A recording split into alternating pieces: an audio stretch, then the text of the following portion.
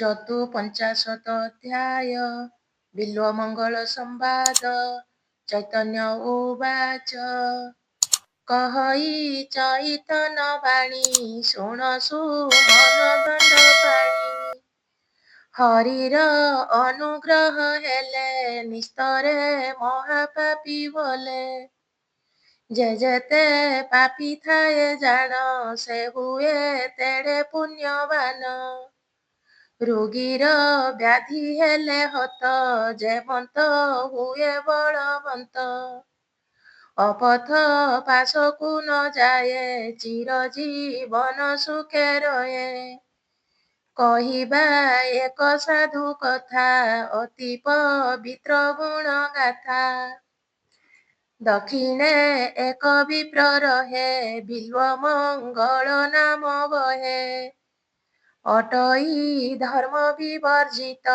ଅତି ଲମ୍ପଟ ବେଶ୍ୟାରତ ନଦିଏ ଘର ପାଶେ ତାର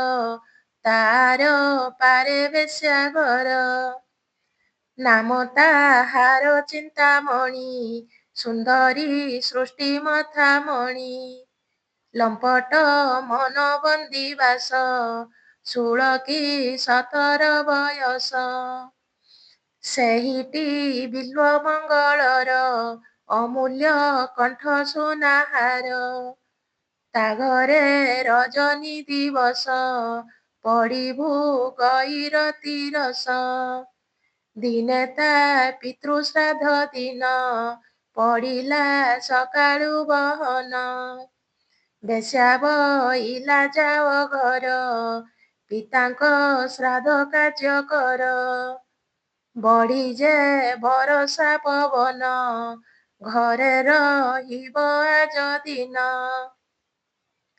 ହେମନ୍ତ କହି ବିଦା କଲା ବ୍ରାହ୍ମଣ ଘରକୁ ଅଇଲା ସାରିଲା ଶ୍ରାଦ୍ଧ କର୍ମ ବିଧି ବନ୍ଧୁ କୁଟୁମ୍ବ ଚରଚାଦି ଆସି ହଇଲା ସନ୍ଧ୍ୟା କାଳ ହେଲା ଅନ୍ଧାର ବେଳୁ ବେଳ ଯେମନ୍ତ ବଢ଼ିଲା ଅନ୍ଧାର ତେମନ୍ତ ମଦନ ବିକାର ବିପ୍ର ହୃଦୟେ ଗଲା ଘୋଟି କେକହୁ ତାର ଛଟପଟି ଘନେ ବିଜୁଳି ଲୀଳା ପରି ମନରେ ବେଶ୍ୟା ଖେଳା କରି ଯେମନ୍ତେ ନାଚେ ବାଏ ଗାଏ ହସି ନୟନ କୋଣେ ଚାହେଁ ସେଇଟି ରସଇ ମିଶଇ ମନ ପରାଣ ସନ୍ତୋଷଇ ଦିଶିଲା ତାହା ହିଁ କେବଳ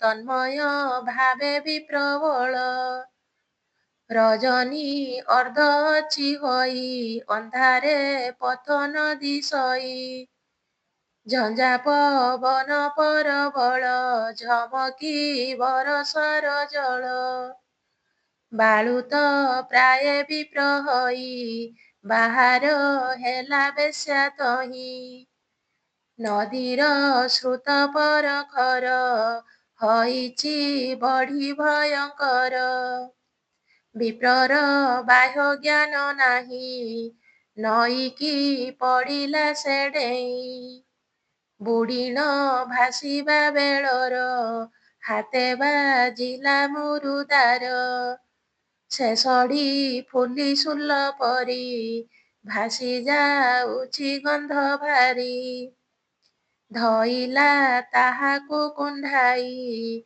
ନଦୀକି ଗଲା ପାର ହୋଇ ନଦୀର ଆର ପାରେ ଉଠି ଧାଇଁଲା କାଦୁଅ ଚକଟି ବୁଲିଲା ଦୁଆର ଉଦ୍ଦେଶେ ବେଶ୍ୟାର ଘର ଚାରିପାଶେ ପାଚେରୀ କାନ୍ଥ ତାଳୁ ଦେହେ ମୂଷାର ଗର୍ତ୍ତ ଏକ ରହେ ତହିଁରେ ମୁଖକୁ ପୁରାଇ ସର୍ପେ ଉହୁଳିଥିଲା ରହି ତାହାରି ପୁଚ୍ଛ ଆଶ୍ରୟରେ ଉହୁଙ୍କି ପାଚେରୀ ଉପରେ ଯେମନ୍ତ ବସିଲା କଚଢ଼ି ତେମନ୍ତ ପଡ଼ିଲା ସେ ଗଡ଼ି ପୃଥୁଳ ବିପ୍ର କଳେବର ଶବଦ ହେଲା ଭୟଙ୍କର। ଉଠିଲା ବେଶ୍ୟା ଭୟ ପାଇ ଦେଖିଲା ଆଲୁଅ ଲଗାଇ। ବିପ୍ର ପଡ଼ିଛି ଅସ୍ତବ୍ୟସ୍ତେ ନାହିଁ ତା ଜ୍ଞାନ ଯେ କିଞ୍ଚିତେ। ତାହାକୁ ଧରାଧରି କରି ଘରକୁ ନେଲେ ଜଣ ଚାରି। ଦୁର୍ଗନ୍ଧେ ଫାଟିଯାଏ ନାକ କାଦୁଅ ପୂଜ ଦେହ ଯାକ। ଧୋଇ ପୋଛିଲେ ଯତ୍ନ କରି ଆଉଁସି ଚେତନା ସଞ୍ଚାରି। ଭତ୍ସନା କରି ଚିନ୍ତାମଣି କହଇ ମର୍ମଭେଦୀ ବାଣୀ। ଧିକ ତୁମ୍ଭର ବ୍ୟବହାର ଧିକ ଯେ ବୁଦ୍ଧିହୀନ ବିଚାର।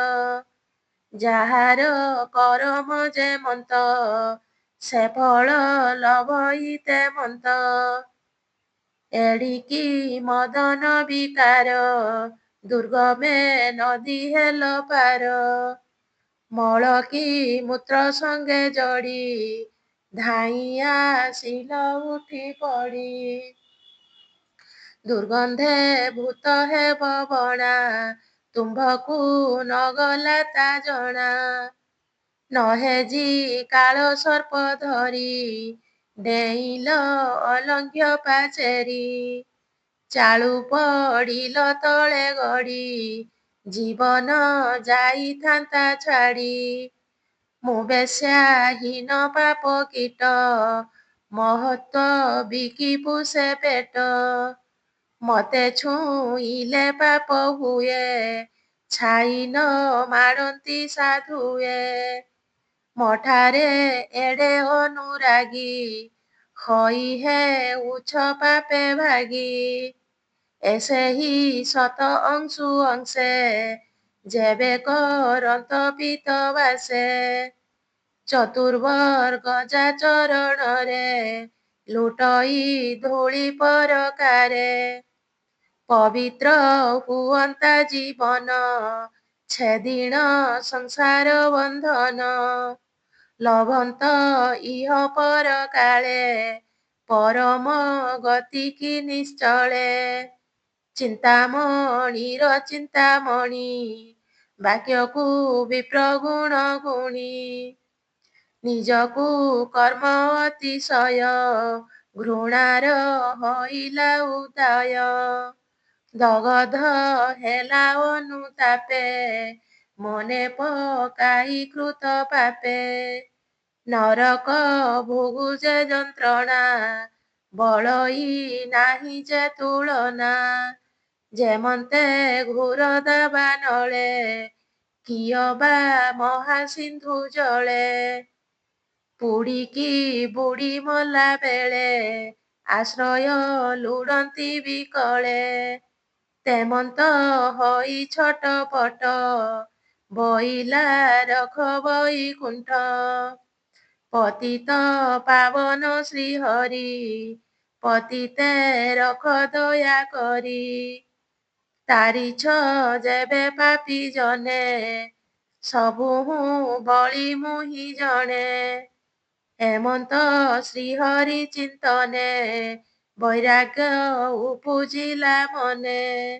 ରଜନୀ ହଇଲା ପ୍ରଭାତ ଉଠିଲା ନବୀନ ଭକତ। ଗୃହ ଭାରିଜା ପୁତ୍ର ମାତା ପାଶୋରି ସମସ୍ତଙ୍କ କଥା। ଦୃଢ଼ ବୈରାଗ୍ୟ ହୃଦେ ଧରି ଚଳିଲା ଶ୍ରୀହରି ସୁମରି। ଚାଲଇ ଅତି ବେଗେ ବେଗେ ଦେଖିଲା ସାଧୁ ଏକ ଆଗେ। ଭକ୍ତିରେ ତାକୁ ଗୁରୁ କଲା ଶ୍ରୀକୃଷ୍ଣ ମନ୍ତ୍ର ଦୀକ୍ଷା ନେଲା। ଲଗାଇ ମନ ଦେହ ପ୍ରାଣ ସେବିଲା ଗୁରୁଙ୍କ ଚରଣ। ଲଭିଲା ହରି ପ୍ରେମାମୃତ ପାନେ ହଇଲା ଉନ୍ମତ୍ତ। ଯେହ୍ନେ ମଦ୍ୟପ ମଦ୍ୟପି ହସଇ କାନ୍ଦଇ ନାଚଇ। କୃଷ୍ଣ ଦର୍ଶନେ ଉତ୍କଣ୍ଠିତେ ଚଳିଲା ବୃନ୍ଦାବନ ପଥେ। ଦିଗ ବିଦିଗ ନାହିଁ ଜ୍ଞାନ କେବଳ କୃଷ୍ଣ ପାଦେ ଧ୍ୟାନ। ପ୍ରବେଶ ଏକ ଗ୍ରାମାନ୍ତରେ ବସିଲା ସରୋବର ତୀରେ।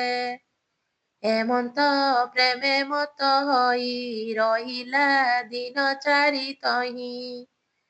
ତାହାକୁ ଦେଖି ସାଧୁ ଭକ୍ତ ପ୍ରେମରେ ହେଲେ ବିଚଳିତ। ସ୍ନାନ ସେ ସରୋବର ତୀରେ ଅନେକ ନର ନାରୀ କରେ। ଏକ ଯେ ବଣିକର ନାରୀ ଯୁବତୀ ପରମା ସୁନ୍ଦରୀ।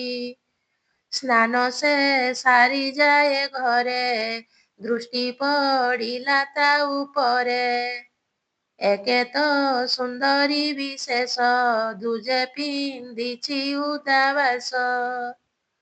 ଜଡ଼ି ଯାଇଛି ଶାଢ଼ୀ ଗୋଟି ଦିଶଇ ଦେହ ଶୁଭା ଫୁଟି। ବିଲ୍ୱ ମଙ୍ଗଳ ଶୁଦ୍ଧ ଚିତ୍ତ କିଞ୍ଚିତେ ହେଲା ବିଚଳିତ। ଜାଣି ମନର ଏ ପ୍ରକାର ଜନ୍ମିଲା ବୋଲି ଯେ ବିକାର। ବିକାର ପ୍ରତିକାର ପାଇ ସେ ବଧୂ ପଛେ ପଛେ ଯାଇ। ବଧୂ ପ୍ରବେଶ ଅନ୍ତପୁରେ ସାଧୁ ବସିଲା ଅଗଣାରେ। ଏକାଳେ ସେହି ନାରୀପତି ଶୁଦ୍ଧ ଚରିତ ଶାନ୍ତମତୀ। ସାଧୁର ପାଶେ ଉପସ୍ଥିତ ହୋଇ ହଇଲା ଆଚମ୍ବିତ। ବହୁତ ସ୍ତବ ସ୍ତୁତି କଲା କି ଆଜ୍ଞା ହେଉଛି ବଇଲା। ସାଧୁ ବଇଲା ମୋର କଥା ରଖିଲେ କର ଏ ବ୍ୟବସ୍ଥା।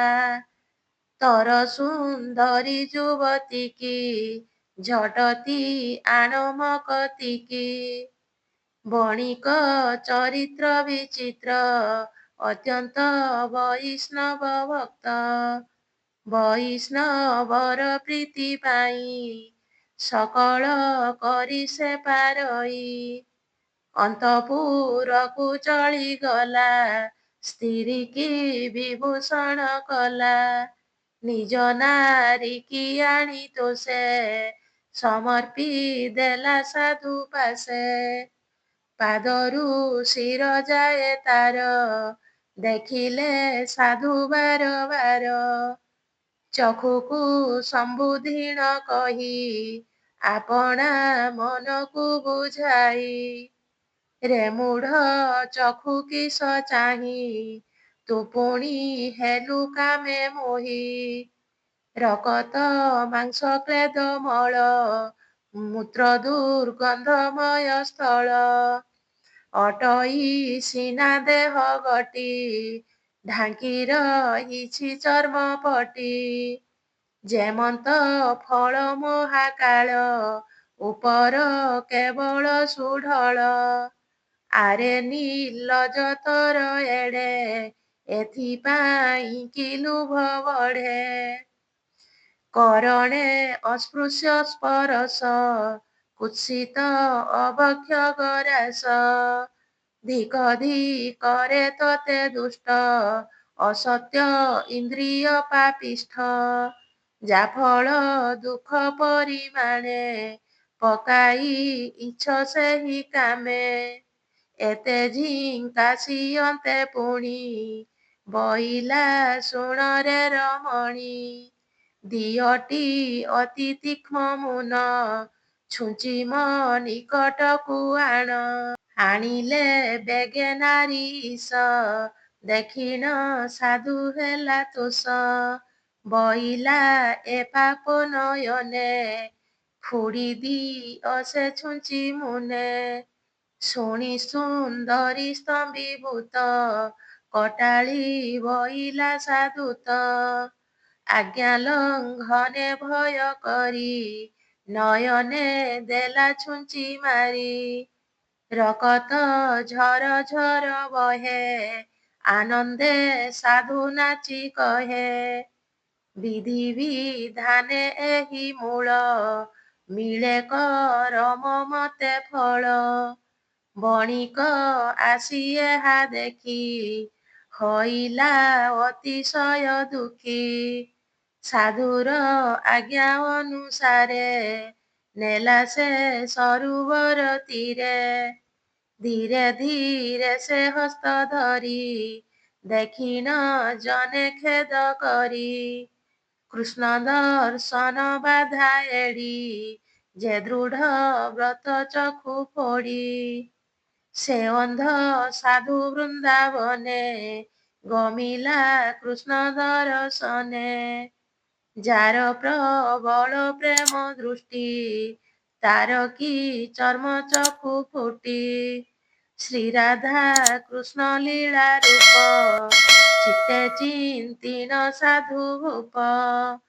କ୍ଷଣେ ହସଇ କ୍ଷଣେ କାନ୍ଦେ, ଗାଇ ନାଚଇ ନାନା ଛନ୍ଦେ। କ୍ଷଣକେ ପୁଣି ତଳେ ପଡ଼େ, ହା ରାଧା କୃଷ୍ଣ ବୋଲି ଗଡ଼େ।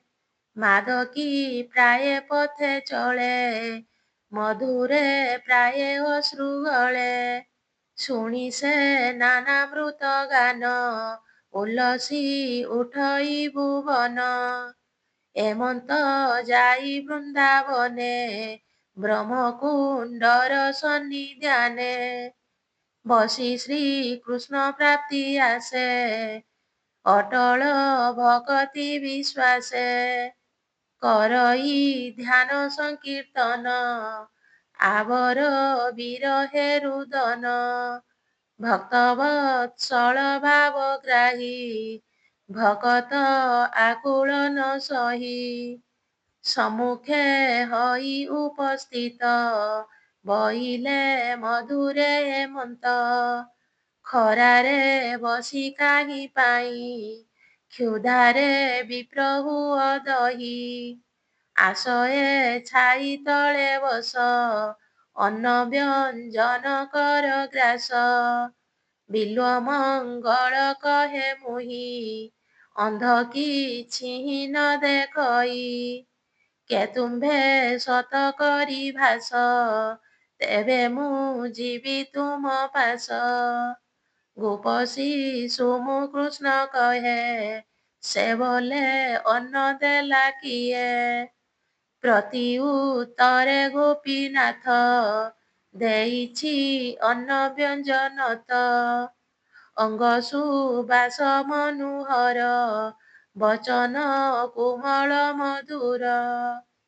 ସାଧୁ ଜାଣିଲା ଅନୁଭବେ, ନିଶ୍ଚେ କୃଷ୍ଣ ବାସୁଦେବେ।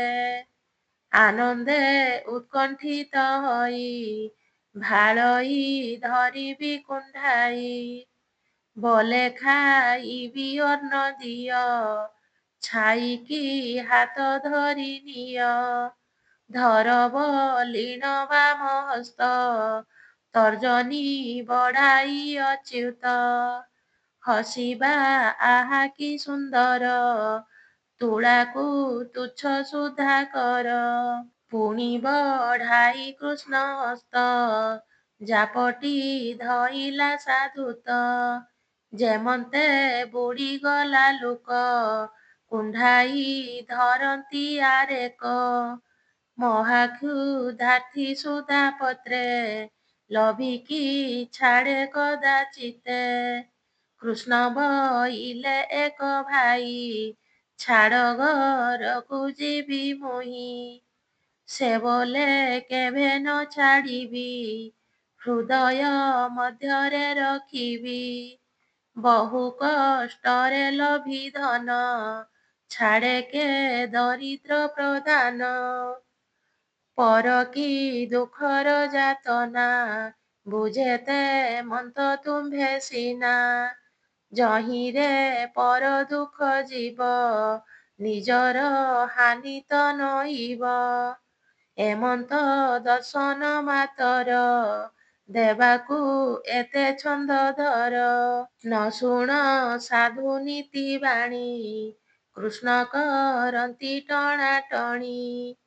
ଚୋର ଯେମନ୍ତେ ଧର୍ମଗୀର, ନ ଶୁଣେ କିଞ୍ଚିତ ମାତର।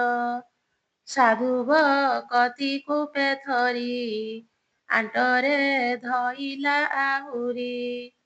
କୃଷ୍ଣ ବଇଲେ ଛାଡ଼ ଛାଡ଼ ଭାଙ୍ଗିଗଲା ମୋ ହାତ ଗୋଡ଼।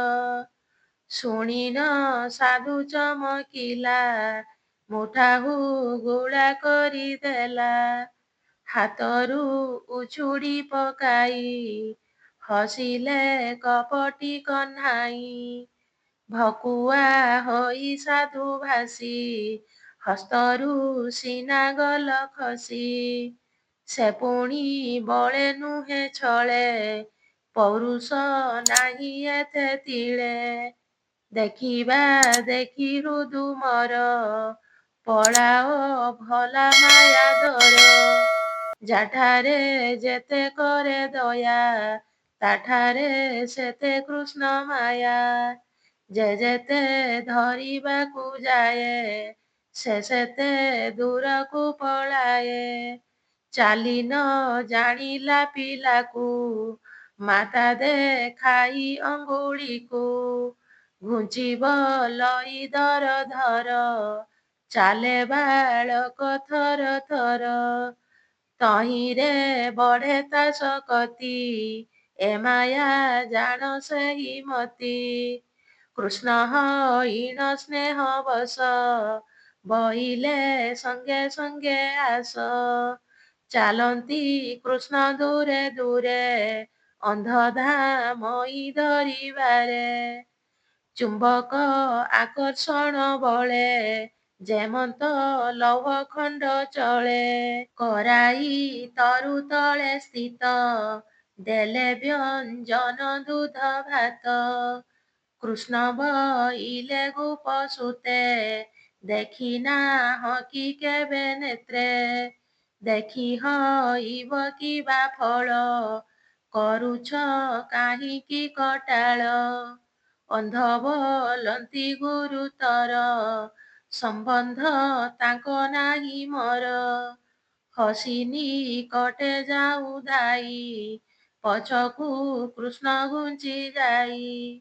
ଭଗତ ସଙ୍ଗେ କୌତୁକ କରନ୍ତି ପ୍ରଭୁ ପଦ୍ମ ମୁଖ। ଅନ୍ଧ ହୃଦୟ ଯାଏ ଫାଟି ହାତରୁ ନିଧି ହରାଇଟି। କହଇ କାନ୍ଦ କାନ୍ଦ ହୋଇ ଦୁଷ୍ଟ ନିଷ୍ଠୁର ଅଟୁ ତୁହି।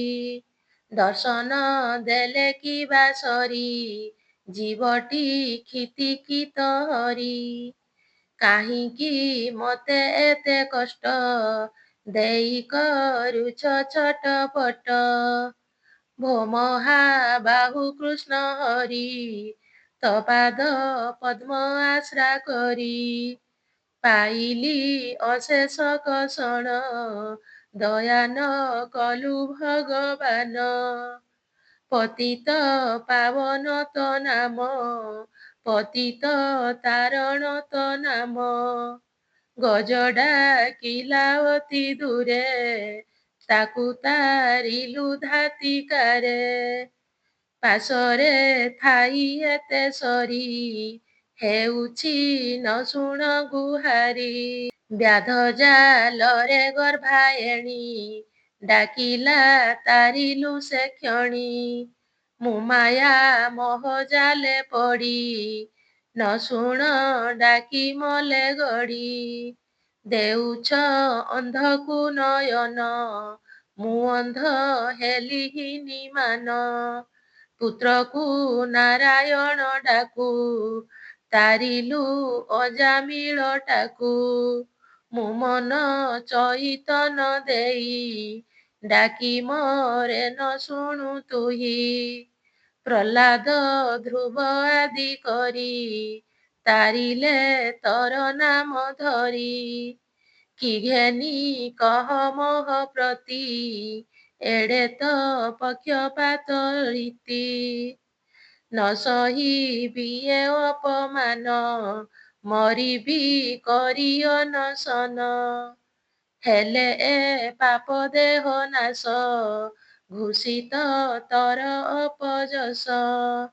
ଏମନ୍ତ ଶୁଣି ମୃଦୁ ହସି କୃଷ୍ଣ କୌତୁକେ ପୁଣି ଭାସି ଅତି କଳା ମୋ ଦେହ ମୁକ ଦେଖି ତ ହେବ କିବା ସୁକ ମାଗ ଐଶ୍ୱର୍ଯ୍ୟ ଆଦି ବର ଅଥବା ସ୍ୱର୍ଗ ଅଧିକାର ବିଲ୍ୱ ମଙ୍ଗଳ କହେ ଏତେ ଭୁଲାଇ ଲୁଡ଼ୁ ପ୍ରଭୁ କେତେ ତପଦ ଧୂଳିଟି ସମ୍ପଦ କିୟ ବା ବ୍ରହ୍ମା ଇନ୍ଦ୍ର ପଦ ଭକ୍ତି ମୁକ୍ତି ତ ସେବା ଦାସୀ ତୁ ପ୍ରଭୁ ବୈକୁଣ୍ଠବାସୀ ମାଗୁଛି ଏତେ ମାତ୍ର କର ପବିତ୍ର ଚକ୍ଷୁ ଦାନ କର ମୋ ଆଗେ ବିରାଜ ଶ୍ରୀହରି ତ୍ରିଭଙ୍ଗୀ ରୂପେ ବଂଶୀ ଧରି ଦେଖଇ ପୁରାଇ ନୟନ ଆବର ହୃଦରେ ତେସନ ଏମନ୍ତ ଶୁଣି ଭାବଗ୍ରାହୀ ଅମୃତ ପାଦ ପଦ୍ମୁ ନେଇ ଭକ୍ତ ନୟନେ ବୁଲାଇଲେ ଲଭି ସେ ଦିବ୍ୟ ଚକ୍ଷୁ ଭଲେ ଯେମନ୍ତେ ଆଗେ ଦେଲା ଚାହିଁ ଦେଖିଲା ଗୋପାଳ କହ୍ନାଇ ଆହା କି ଶୁଭାରୂପ ରାଶି ନିନ୍ଦେୟ ସଂଖ୍ୟ ପୂର୍ଣ୍ଣ ଶଶୀ ସୌନ୍ଦର୍ଯ୍ୟ ସାର ମହାମେରୁ କୃପା ଜଳଧି କଳ୍ପତରୁ ଜ୍ଞାନ ହାରିଲା ଦେଖି ଡୋଳେ ଅଷ୍ଟସାତ୍ୱକ ଦେହେ ଖେଳେ ସ୍ତମ୍ଭ ପରାଏ ଉଭା ହେଲା ଦେହରୁ ଝାଳ ବହିଗଲା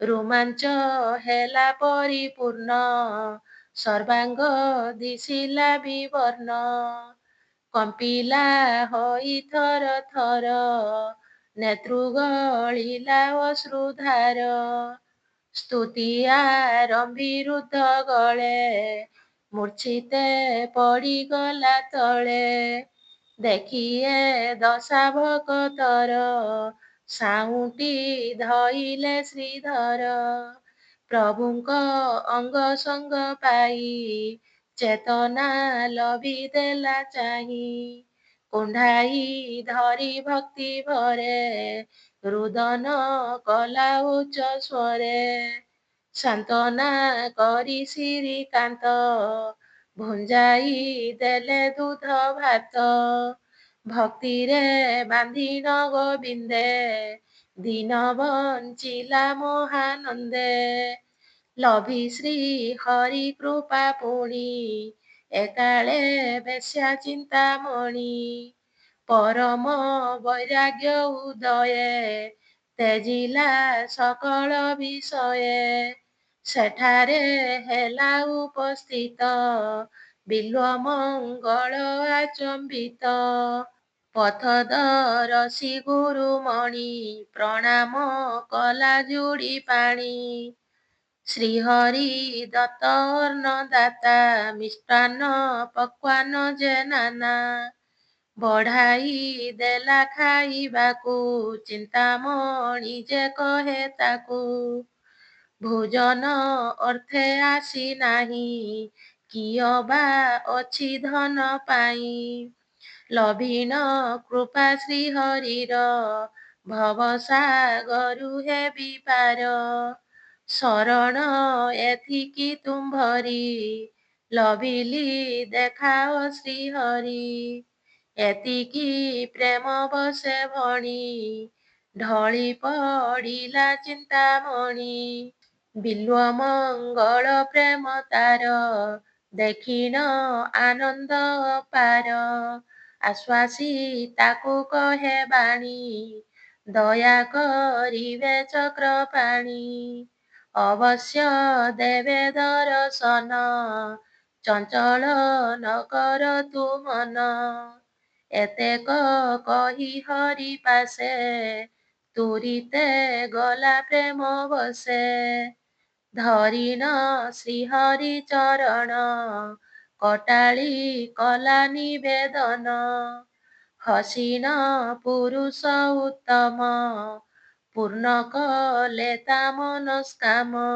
ଧନ୍ୟ ତୁମ୍ଭର ଅନୁରାଗ, ଧନ୍ୟ ତୁମ୍ଭର ଭକ୍ତି ଯୁଗ।